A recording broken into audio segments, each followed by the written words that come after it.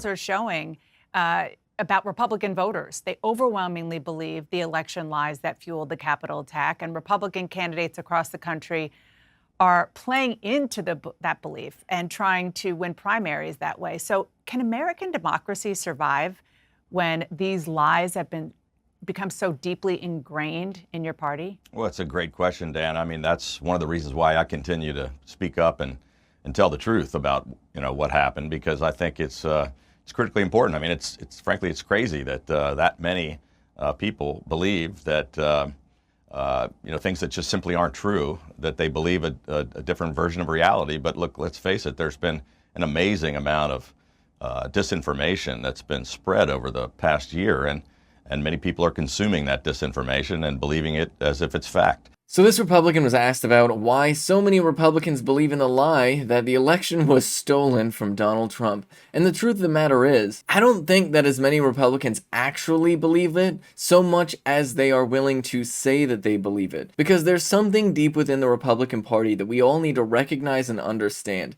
And it actually goes back to something that Amy Coney Barrett actually said when she was a lower court judge. Amy Coney Barrett said that she believed that only virtuous citizens should be able to vote in elections. Now, this reveals something that's very important to understand, because what do they really mean when they say virtuous citizens? And why are so many Republicans willing to say that there were so many fraudulent votes? Well, I would go ahead and argue that these people are racists. That these Republicans that say that the election was stolen are in actuality racist and simply don't want black people voting. Now you could say, oh, Ben, you're making assumptions, this, that, and the other thing. Am I? I mean, look at all of these places where Republicans are trying to strip the right to vote away from black Americans. And really at the core of this is why we need to have a conversation about this Republican's response, because this person starts talking about disinformation. And the conversation about disinformation is important to understand because it's one that's not really threatening to the Republican Party.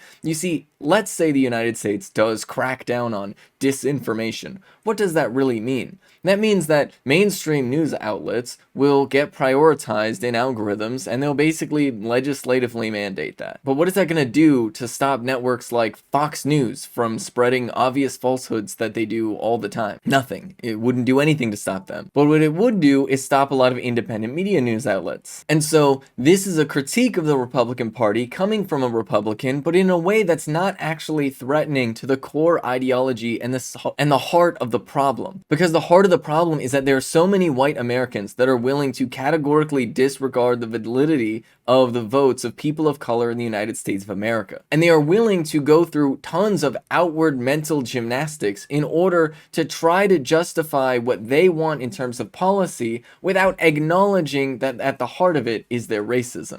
And I know that this might be controversial and people might give me pushback and say, but Ben, we have to accept what they're saying at face value. We have to trust that these people really do believe that the election is stolen. And maybe some of them do. But let's stop pretending that Republicans are honest actors. I think we've seen enough over the past 2 years to know that these Republicans are willing to make anything into anything. And there's a lot of pretty obvious mental gymnastics going on that really seems to be beating around a very racist bush. This is Ben Carollo with Rebel Headquarters. You can catch my show Galaxy Brain on the Young Turks Twitch channel every Friday at 4 p.m. Eastern Time. If you want to stay up to date with my content, you can follow me at Benjamin Carollo on Twitter.